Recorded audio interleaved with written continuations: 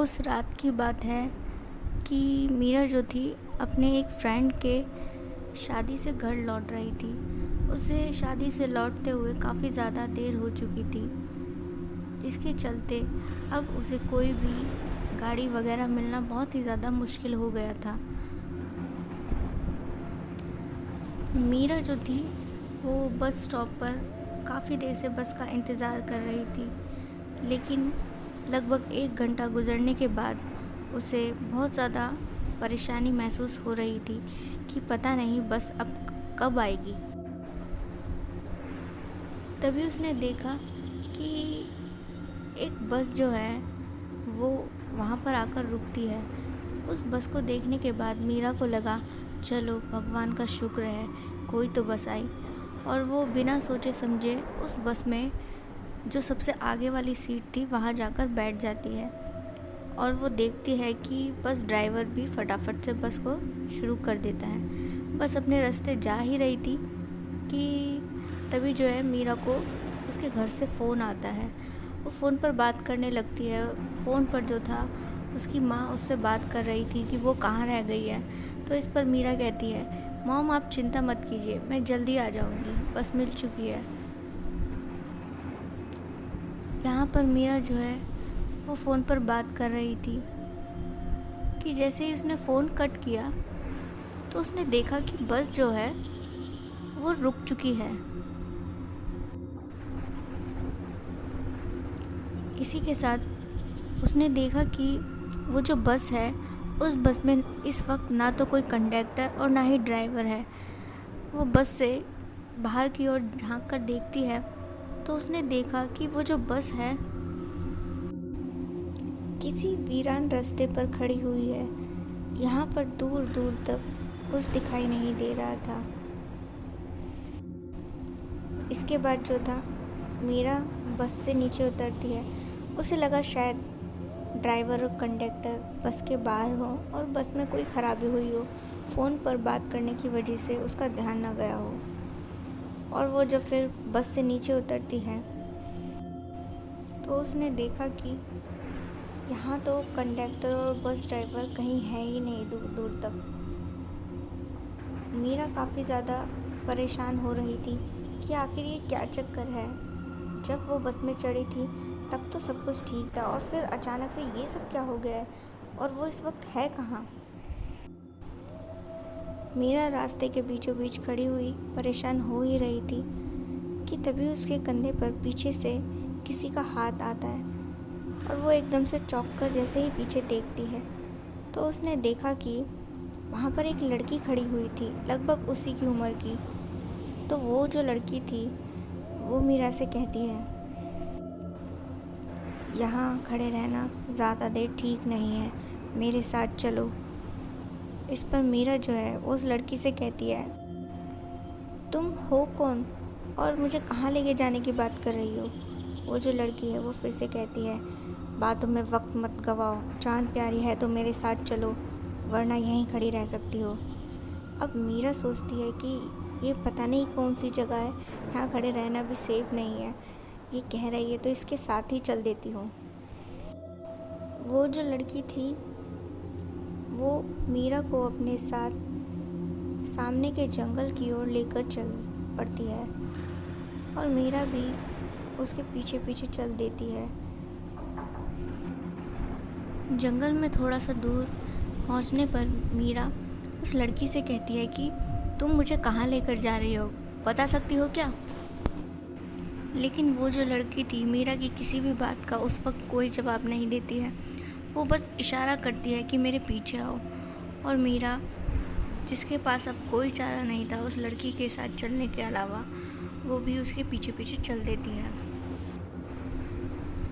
इतने में जो है न जाने कैसे अचानक से तेज़ तूफ़ान आ जाता है, जिसके बाद जो मीरा है उसकी आंखों में कुछ धूल वगैरह जाने पर वो अपनी आंखें बंद करती है और जब दोबारा खोल कर देखती है तो वो पाती है कि वो जो लड़की है वो अब कहीं नहीं है।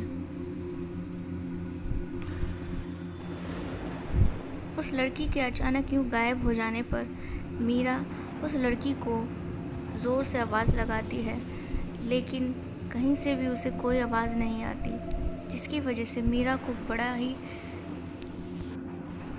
डर लगने लगा था। उसे समझ नहीं आ रहा था कि इस घने जंगल में अब वो किस रास्ते जाए। कि तभी जो है मीरा को कुछ आवाज़ें सुनाई देती हैं, जैसे कि कोई चलकर उसी की ओर आ रहा हो। उसे लगा कि ये कौन हो सकता है, कोई दोस्त या दुश्मन। ऐसा सोच वो सामने की जो झाड़ियाँ थी वहाँ जाकर छुपकर बैठ जाती है और देखती है कि सामने से कौन आने वाला है।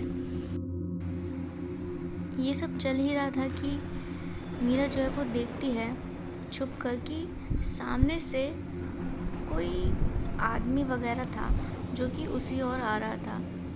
तो पास की झाड़ियों से कुछ आवाज़ आने पर वो आदमी उस ओर जाकर देखता है तो उसे वहाँ मीरा मिलती है।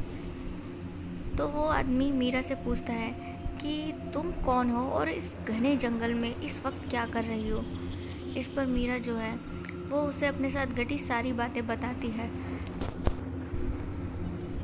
वो जो आदमी था मीरा को बताता है कि जो कुछ तुम्हारे साथ हो रहा है इस सब का कारण अमावस्या है। आज अमावस्या की काली रात है, जिसके चलते भूत प्रेत जो है लोगों को परेशान करते हैं, क्योंकि आज के दिन उनकी जो शक्तियाँ हैं वो काफ़ी ज़्यादा बढ़ जाती हैं। यहाँ पर मीरा काफ़ी ज़्यादा परेशान होकर खड़ी थी। तो वो आदमी कहता है लेकिन तुम चिंता मत करो, तुम मेरे साथ चलो, पास ही में मेरा गांव है, तुम आज रात वहाँ रह सकती हो और फिर कल सुबह होने पर अपने घर के लिए निकल सकती हो। यहाँ पर मीरा के पास कोई चारा नहीं था, तो फिर वो उस आदमी के साथ उसके गांव के लिए चली जाती है।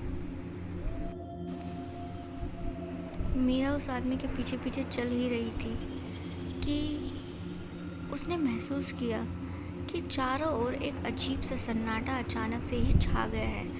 उसे वो सब अजीब लग रहा था, लेकिन कर भी क्या सकते थे। इसके बाद जो था वो आदमी मीरा को अपने गांव लेकर पहुंचता है। तो मीरा ने देखा कि गांव में एकदम सन्नाटा पसरा हुआ था। फिर मीरा ने सोचा कि भाई रात के 12 बजे हैं, ये तो लाजमी ही है। फिर उसके बाद वो जो आदमी था वो मीरा से कहता है कि तुम घर के बाहर ही खड़ी रहो, मैं ज़रा अपने परिवार से बात करके आता हूँ। सामने के ही घर में वो आदमी अंदर की ओर गया और मीरा जो थी वहीं 2-4 कदम की दूरी पर बाहर खड़ी थी। मीरा इंतज़ार में थी कि वो आदमी घर के बाहर आए और उसे बताए कि उसका जो परिवार है वो मीरा को घर में रखने के लिए तैयार है या नहीं।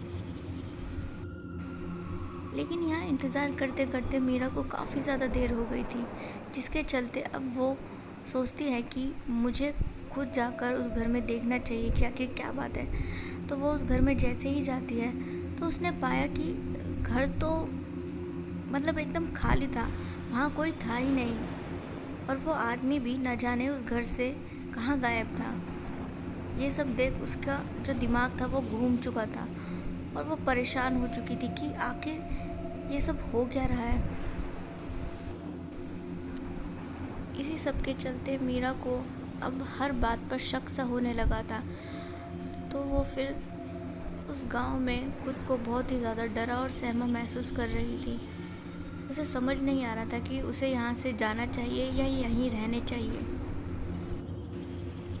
उसने देखा कि उस गांव से कुछ ही दूर पर एक हाईवे था, तो वो उस हाईवे की ओर चली जाती है और जब पहुंचती है उसने देखा कि उस रास्ते से किसी की कार जा रही है। वो उसे हाथ दिखाकर रोकती है तो वो कार रुक जाती है।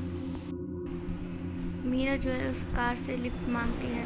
वो देखती है कि उस कार में कोई लड़का बैठा हुआ है और फिर वो जो लड़का था वो मीरा को लिफ्ट दे देता है। इसी के साथ मीरा जो है उस लड़के को अपने साथ घटी हुई बात बताती है। तो वो लड़का कहता है कि तुम्हें जो भी कुछ मिला वो सब एक छलावा था, लेकिन तुम चिंता मत करो, मैं तुम्हें वक्त पर तुम्हारे घर तक पहुंचा दूंगा। यूँ तो मीरा को वो जो लड़का मिला उसे उस पर भी शक हो रहा था, लेकिन उससे लिफ्ट लेने के अलावा बेचारी के पास चारा भी कोई नहीं था, तो इसीलिए वो उससे लिफ्ट ले लेती है। लेकिन भगवान की कृपा मीरा पर थी, तो वो जो लड़का उसे मिला था वो कोई छलावा नहीं बल्कि इंसान ही था, जो उसे उसके घर तक पहुंचा देता है सही सलामत। राम अपनी वाइफ के साथ एक नए घर में शिफ्ट हुआ था। राम को अक्सर ही देर रात नाइट शिफ्ट में रहना होता था, जिसके चलते उसकी जो पत्नी थी शिवानी, वो घर पर अकेले ही रात में रुकती थी। यूँ तो शिवानी को कोई फ़र्क नहीं पड़ता था, क्योंकि वो बहुत ही ज़्यादा निडर किस्म की लड़की थी। लेकिन एक रोज़ जब उसके साथ एक डरावनी घटना घटी, तो उस रोज़ के बाद उसे डर लगने लगा। हुआ कुछ यूँ कि हमेशा की तरह राम जो था लेट नाइट शिफ्ट पर था, तो शिवानी जो थी घर में देर रात अकेली ही थी। वो उस वक्त टीवी देख रही थी और एकदम आराम से सोफे पर बैठी हुई थी। तभी जो है उसका टीवी अचानक से चलते चलते खुद ब खुद जो था बंद हो गया। वो देखती है कि न जाने टीवी में क्या प्रॉब्लम हुई है। टीवी का जो नेटवर्क था वो कुछ ठीक नहीं आ रहा था। अब इसके लिए जो एंटीना होता है वो उसको देखने के लिए ऊपर छत पर जाती है। उसने देखा कि जो एंटीना था वो थोड़ा टेढ़ा हुआ था, तो वो उसको वापस से ठीक कर देती है और जैसे ही जाने लगती है तभी जो है उसे ना ऐसा लगता है जैसे कि किसी ने उसे पीछे से आवाज़ दी हो। वो मुड़ती है तो उसने देखा कि पीछे कुछ दिख रहा है, काला काला परछाई जैसा, लेकिन जो कि क्लियर नहीं था। वो परछाई कुछ ऐसी थी, इतनी धुंधली कि उस पर विश्वास करना या ना करना सब एक बराबर था। तो शिवानी को ऐसा लगता है कि शायद उसे कोई वहम हो रहा है कि वहाँ कोई नहीं है और किसी ने उसे आवाज़ नहीं दी, ऐसा कुछ भी नहीं है। तो ऐसे ही सोच वो जैसे ही नीचे जाने लगती है तभी उसे वो आवाज़ फिर से आती है, उसके कानों में पड़ती है, जैसे कोई उसका नाम पुकार रहा हो, शिवानी यहाँ आओ, शिवानी मेरे पास आओ। शिवानी जो है वो फिर से मुड़कर देखती है, लेकिन इस बार फिर से वहाँ पर कोई भी नहीं था।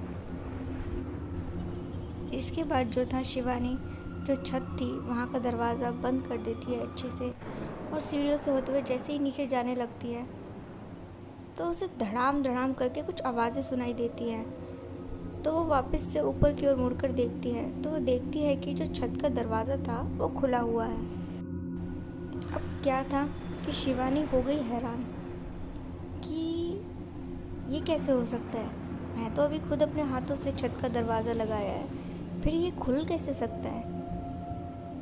तो वो जो है वो वापस से उस दरवाजे को लगाने के लिए जैसे ही जाती है तो वो अंदर की ओर से फोर्स लगाती है, दरवाज़ा बंद करने की सोचती है। तो उसने महसूस किया कि ऐसा है जैसे छत से कोई अंदर की ओर फोर्स लगा रहा है दरवाजे पर खोलने के लिए।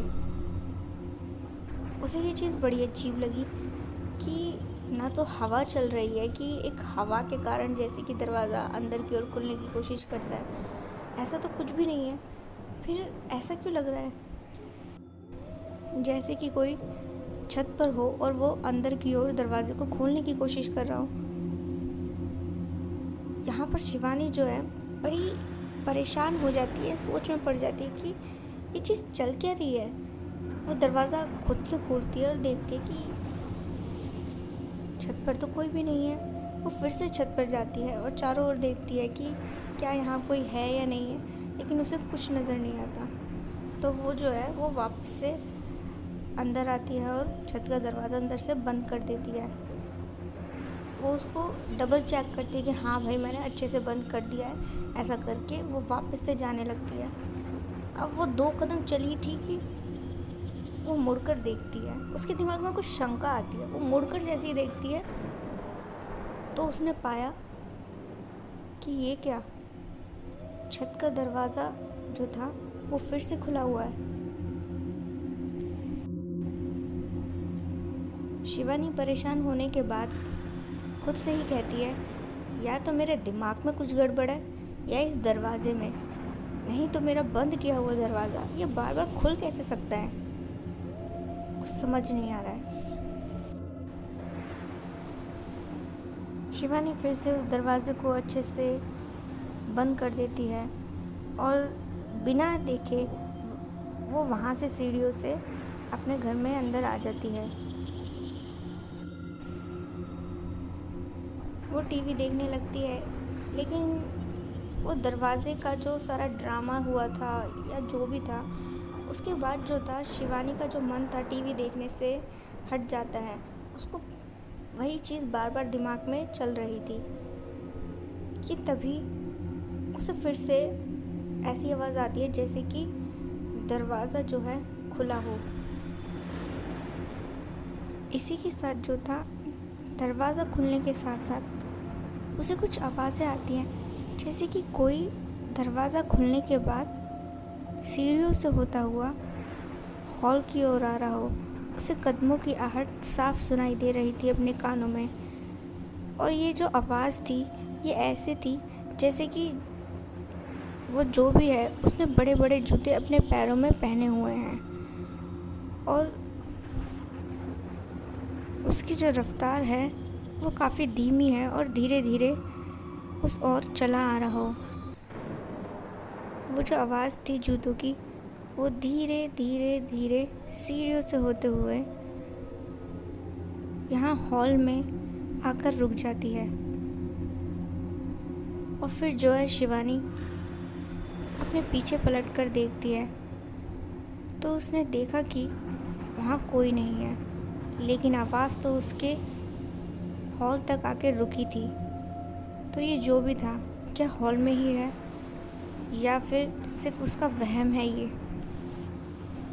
शिवानी उस वक्त सोफे से उठकर हॉल में चारों ओर नज़रें घुमाती है कि वो जो भी था हॉल तक तो आया था, तो इसका मतलब कहीं हॉल में ही कहीं छुप कर तो नहीं बैठा है। ऐसा सोच वो हॉल में चारों ओर नज़रें घुमाती है, लेकिन उसे कहीं कोई नज़र नहीं आता।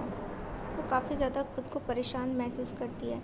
उसे ऐसा लगता है कि शायद अब उसे सो जाना चाहिए। ये सब नींद की वजह से हो सकता है, या अजीब अजीब चीज़ें जो उसे महसूस हो रही हैं। तो वो टीवी बंद करके अपने कमरे में जाकर लेट जाती है। शिवानी अपने कमरे में आराम से जब सो चुकी थी कि कुछ ऐसा लगता है उसे जैसे कि बूंदें टपक रही हों, और उसकी वजह से जो उसकी जो थोड़ी हल्की नींद थी वो एकदम से टूट जाती है और वो अपने बिस्तर पर बैठकर सोचने लगती है कि ये जो आवाज़ है ये कहाँ से आ रही है। तो उसे पता चलता है कि शायद ये बाथरूम के नल जो है वो टपक रहा है। तो वो अपने बिस्तर से उठकर उस नल को देखने के लिए जाती है, तो देखती है कि नल जो है वो वाकई में इस वक्त टपक रहा था। तो वो उसको अच्छे से बंद कर देती है। यहाँ पर फिर क्या हुआ कि शिवानी जो है जैसे ही नल बंद करके वापस से पलट कर जाने लगती है, तो उसके कानों में एकदम से ज़ोरदार नल का जो पानी है उसकी आवाज़ पड़ती है। उसने पलट कर देखा कि ये क्या, नल दोबारा से खुल गया है और इस बार टपक नहीं रहा था बल्कि बहुत तेज़ी से चल रहा था। ये देख वो फटाफट से उस नल को जैसे ही बंद करती है तो उसे पता चलता है कि नल जो है जाम हो चुका है, वो बंद ही नहीं हो रहा है। या फिर कहें उसे एक पल के लिए तो ऐसा लगता है जैसे कि किसी ने उसके हाथ को पकड़कर रोक दिया है और वो उसको नल बंद नहीं करने दे रहा है। इसके बाद शिवानी काफ़ी ज़्यादा डर महसूस कर रही थी।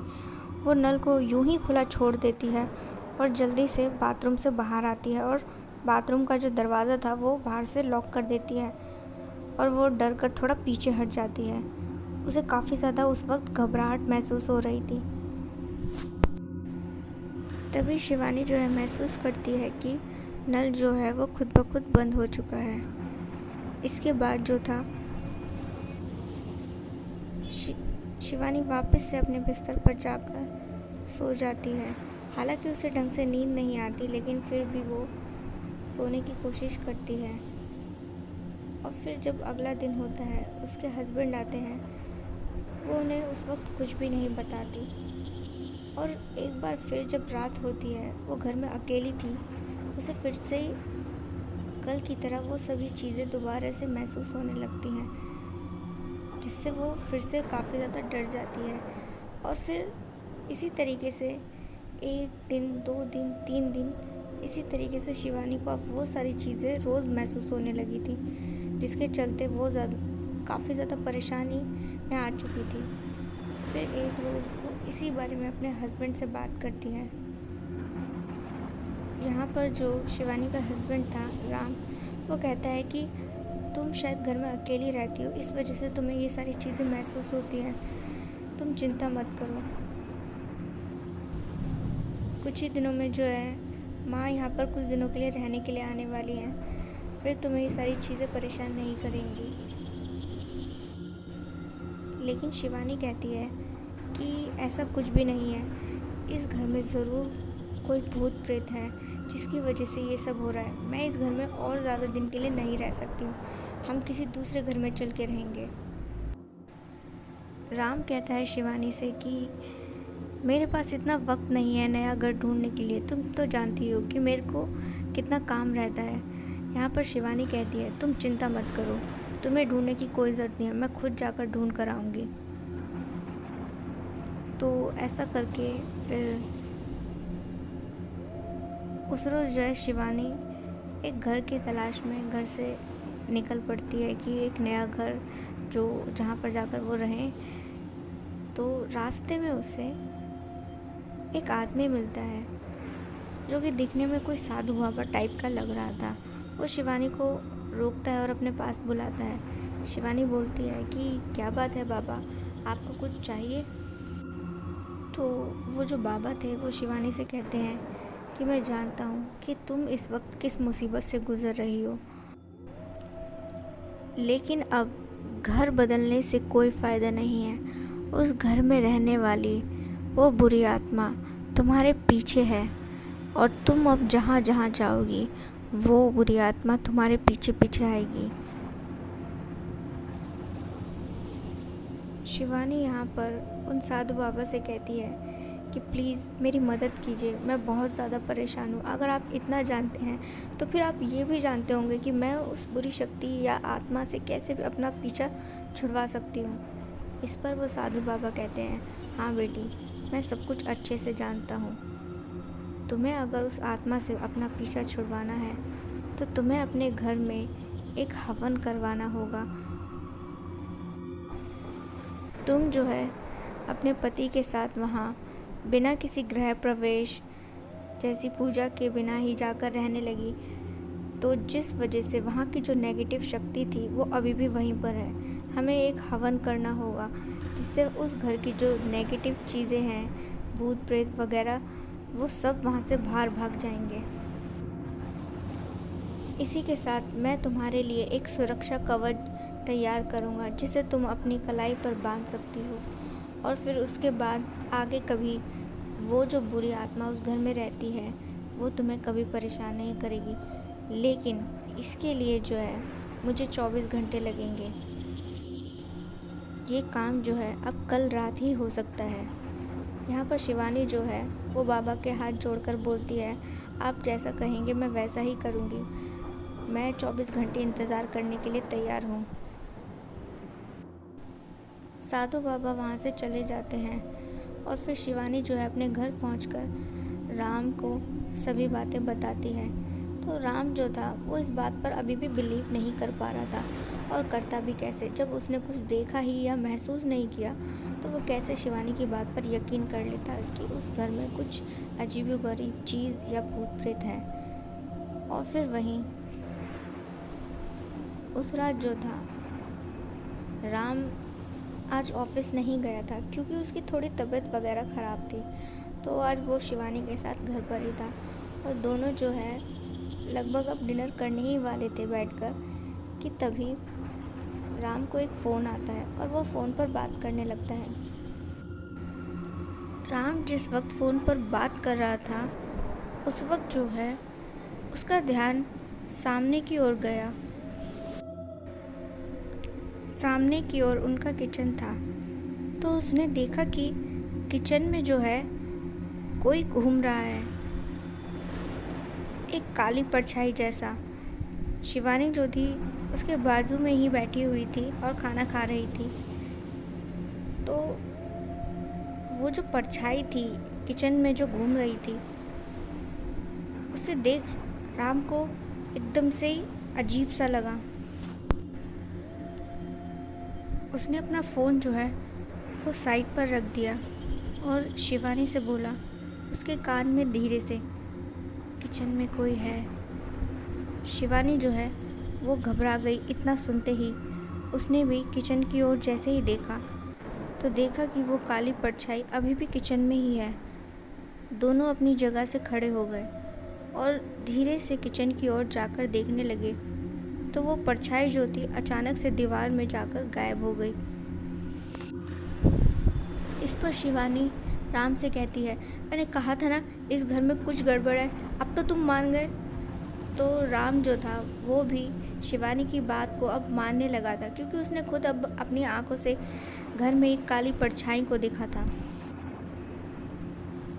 और फिर वहीं उस रोज़ दोनों ने ही अपने घर में काफ़ी डरते हुए रात गुजारी। वहीं अगले दिन वो जो बाबा शिवानी को मिले थे वो उनके घर आते हैं और घर आने पर वो उनके घर में कुछ अनुष्ठान शुरू करते हैं। उस समय जो है उन लोगों को अपने घर के अंदर कुछ काली परछाइयाँ इधर से उधर दौड़ती और भागती दिखाई दे रही थी, जिसके चलते राम और शिवानी इस वक्त बुरी तरीके से डर से कांप रहे थे।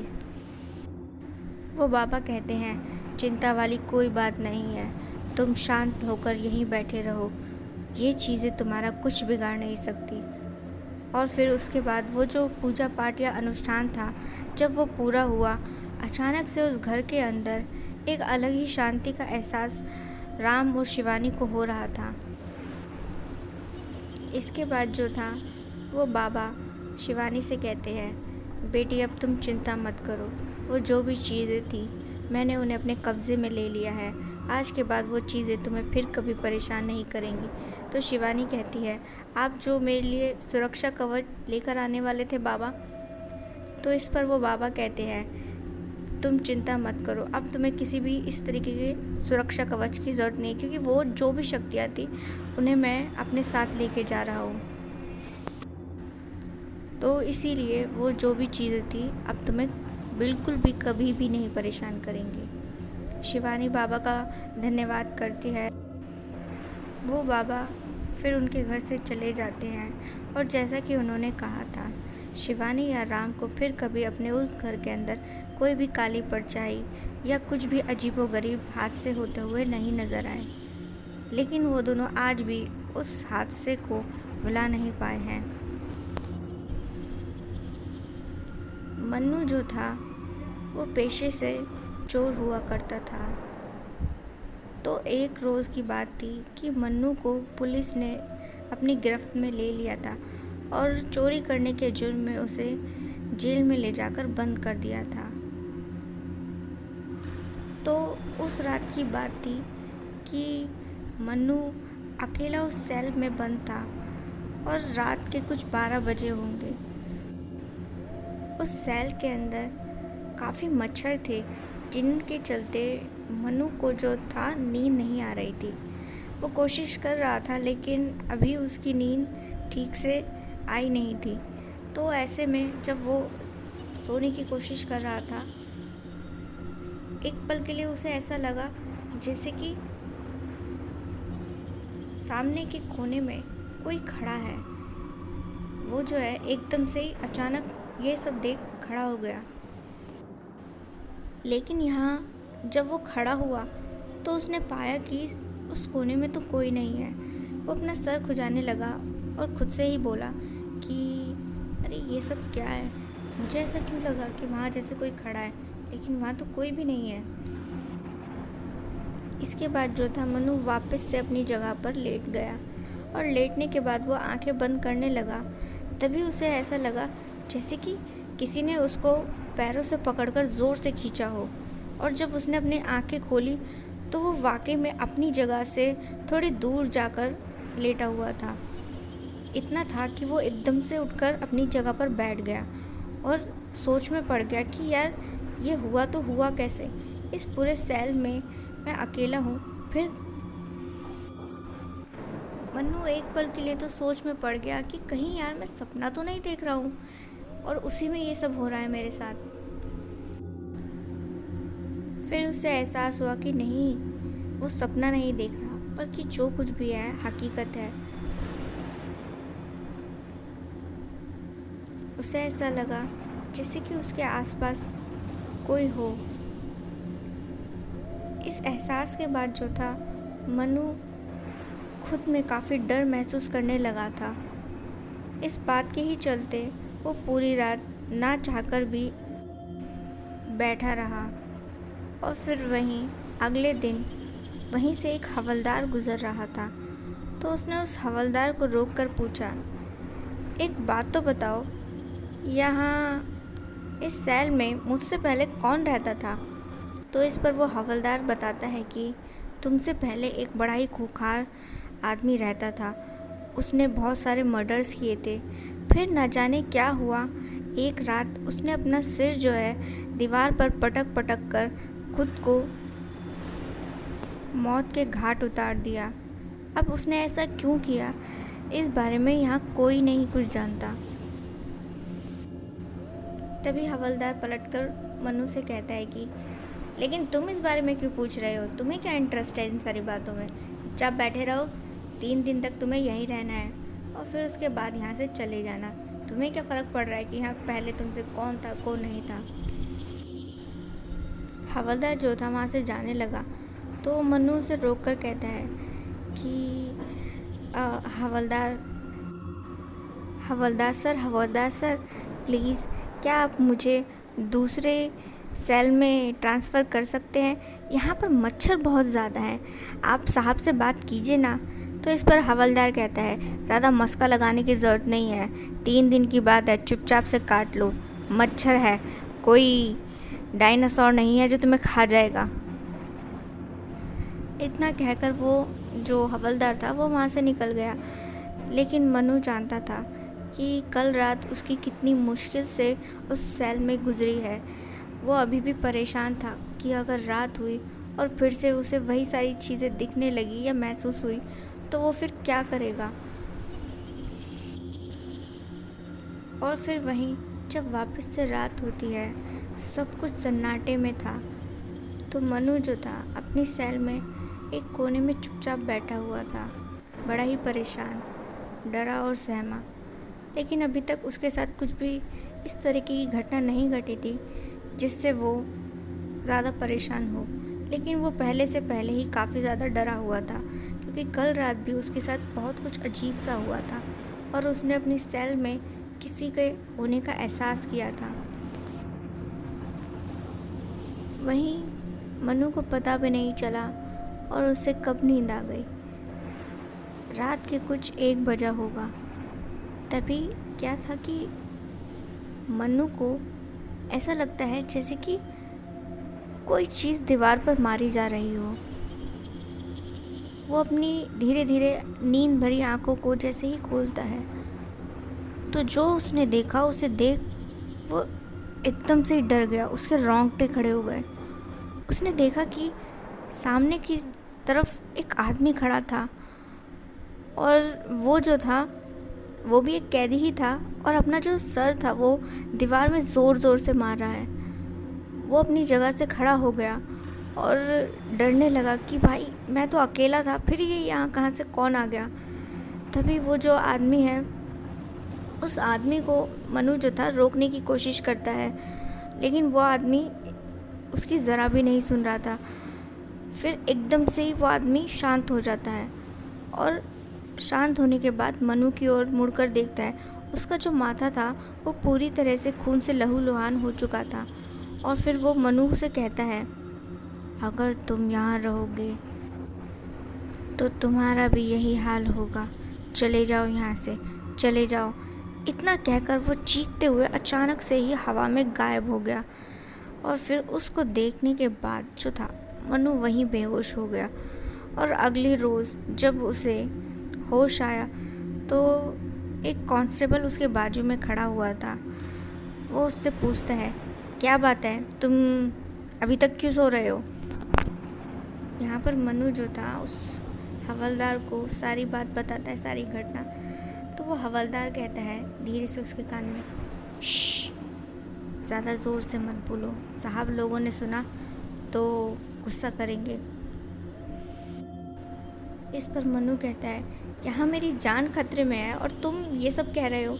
हवलदार कहता है कि हाँ, मैं जानता हूँ कि तुमसे पहले जो यहाँ पर था उसकी आत्मा इस सेल में भटकती है और मैंने कई बार खुद उसको देखा है। मनु जो था वो उस हवलदार से रिक्वेस्ट करने लगा कि प्लीज़ मुझे आज रात के लिए दूसरी सेल में डाल दो, क्योंकि मैं अगर एक दिन और यहाँ रहा तो मैं उसके हाथों ज़रूर मारा जाऊँगा। तो हवलदार कहता है, ये सब मेरे हाथ में नहीं है, अगर सर को पता चला तो मुझे बहुत डांट लगाएंगे, और अगर मैं उनसे कहता हूँ कुछ भी तो वो नहीं मानने वाले। उन्हें भूत प्रेत वगैरह जैसी चीज़ों में कोई विश्वास नहीं है। मनु काफ़ी ज़्यादा परेशान हो रहा था। तो वो हवलदार उसे देखकर कहता है, लेकिन तुम चिंता मत करो, मैं तुम्हारे लिए कुछ करता हूँ। इतना बोलने के बाद वो हवलदार जो था वहाँ से चला गया। अब बेचारा मनु जो था, छोटा मोटा चोर, चोरी करके अपना पेट पालता था, आज वो एक ऐसी मुसीबत में पड़ चुका था। उसे समझ नहीं आ रहा था कि अब किया जाए तो क्या किया जाए। एक पल के लिए तो उसे लगा कि शायद ये मेरे कर्मों की सज़ा है जो मैं आज इस मुसीबत में पड़ा हूँ। तो मनु जो था वो सोचता है कि पता नहीं यार, ये हवलदार कहता है कि मेरी मदद करेगा, पता नहीं कहाँ चला गया। फिर रात का वक्त होता है फिर से। आज जो था मनु का वहाँ आखिरी दिन था। अगले दिन उसे जेल से रिहाई मिलने वाली थी, क्योंकि उसको चोरी करने पर 3 दिन की सज़ा हुई थी। मन्नू खुद से बोलता है कि यार मैं ये किस मुसीबत में पड़ गया, हमेशा इतनी बड़ी बड़ी चीज़ें चुराई तब तो कभी पकड़ा नहीं गया, आज इतनी छोटी सी चीज़ के लिए मैं पकड़ा गया और आज यहाँ इस जेल में बंद हूँ और उस पर वो आत्मा मुझे पागल बना रही है। वहीं वो जो हवलदार था वो वापस से मनु के पास आता है और चुपके से उसके हाथ में कुछ पकड़ा देता है। तो मनु देखता है कि वो क्या चीज़ है। वो और कुछ नहीं बल्कि हनुमान चालीसा थी। मनु उस हनुमान चालीसा को देखकर पूछता है कि इसका मैं क्या करूं? तो वो हवलदार कहता है कि क्या तुम्हें पता नहीं है कि हनुमान चालीसा कितनी बड़ी मददगार होती है अगर कोई भूत प्रेत आपके पीछे पड़ा हो तो। इतना बोलकर वो हवलदार वहाँ से चला जाता है और फिर मनु जो था हनुमान चालीसा को अपने पास रखता है और बैठे बैठे उसे पता नहीं चलता, फिर से उसे नींद आ जाती है। और जब उसकी आँख खुली तो उसने क्या देखा कि वो इस वक्त किसी वीरान रास्ते पर बैठा हुआ है। तो वो खड़ा हो जाता है और अपने चारों ओर नज़रें घुमाकर देखने लगा। तो उसने देखा कि वो जो जिस आदमी को उसने कल देखा था वही आदमी सामने से दौड़ता हुआ आ रहा है और इस वक्त उसके हाथ में कुछ था। और जब वो करीब आने लगा तो उसने देखा कि उसके हाथ में एक लोहे की रॉड है जो उसकी ही ओर लेकर वो दौड़ते हुए आ रहा था। मनु जो था डर से कांपना शुरू हो चुका था। उसे समझ नहीं आ रहा था कि ये मैं मतलब कि सपना देख रहा हूँ या हकीकत है, लेकिन जो भी था बहुत ही ज़्यादा डरावना था। उसके बाद उसे याद आता है कि उसके पास तो हनुमान चालीसा थी। उसने देखा कि उसकी जेब में हनुमान चालीसा है तो वो फटाफट से उस हनुमान चालीसा को निकालकर जैसे ही पढ़ना शुरू करता है वैसे ही वो जो आत्मा थी वो अचानक से ही गायब हो गई। और तभी मन्नू भी वहाँ बेहोश हो जाता है और जब उसकी आंखें खुलती हैं तो वो वापस से जेल के अंदर ही था और तब तक शायद सुबह भी हो चुकी थी। मनु भगवान का शुक्रिया अदा करता है और फिर उस रोज़ वो जेल से निकलते वक्त उस हवलदार का बहुत ज़्यादा धन्यवाद करता है कि आपकी वजह से मेरी जान बच गई, नहीं तो आज मैं यहाँ से ज़िंदा तो बिल्कुल भी नहीं निकलने वाला था। इसी के साथ वो हवलदार कहता है कि आज के बाद तुम बुरे काम छोड़ दो, भगवान ने तुम्हारी मदद की है, आगे भी तुम्हें कोई ना कोई सहारा ज़रूर देंगे वो। यहाँ पर मन्नू भी जो था वो भगवान का धन्यवाद करते हुए कहता है कि भगवान जी, आज के बाद मैं जो है कभी चोरी नहीं करूँगा, आपकी वजह से मेरी आज जान बच गई। उस रात जो था, स्नेहा अपने दोस्त के घर से थोड़ा लेट लौट रही थी। रात के कुछ 9 बजे थे। रास्ता एकदम सुनसान था कि तभी जो है उसे पीछे से कोई आवाज़ देता है और स्नेहा पीछे जैसे ही मुड़कर देखती है तो देखती है कि पीछे कोई भी नहीं है और फिर वो वापस से पलट जाती है कि तभी उसने पाया कि उसके सामने कोई खड़ा है और ये जो भी था, इसका चेहरा बहुत ही अजीब सा था, डरावना, जिसे देख स्नेहा वहीं पर चीख मारने लगती है। ये एक शॉर्टकट था जहाँ से स्नेहा पहली बार गुजर रही थी। वो नहीं जानती थी कि उस रास्ते पर एक आदमी की मौत हो चुकी है और अब उसी की आत्मा आते जाते लोगों को नज़र आया करती है। स्नेहा जो थी उल्टे पैर अपने दोस्त के घर की ओर वापस से भागने लगी। वो आदमी बड़ी ही तेज़ी से उसके पीछे भाग रहा था, जिसकी वजह से स्नेहा काफ़ी ज़्यादा डर गई थी। पर जो स्नेहा थी वो बिल्कुल भी हार नहीं मानती और वापस से वो अपने दोस्त के घर चली जाती है। तो उसकी दोस्त पूछती है कि क्या बात है, तुम वापस क्यों आ गई? तो यहाँ पर स्नेहा बताती है कि रास्ते में उसे एक अजीबोगरीब भूतिया आदमी मिला, उसी से जान बचाकर वो वापस यहाँ पर आ गई है और अब वो सुबह में ही जाएगी उसके घर से। स्नेहा की जो दोस्त थी वो स्नेहा की बात को सुनकर कहती है, हाँ मैंने भी सुना है कि उस रास्ते पर कोई आदमी रहता है जो लोगों को आते जाते डराता है। तुम चिंता मत करो, तुम आज रात यहीं रुको और कल सुबह यहाँ से चलना। और इस तरह जो था स्नेहा की जान उस भूत से बच जाती है और वो सही वक्त पर सही डिसीज़न लेके वापस से अपनी दोस्त के घर पहुँच जाती है।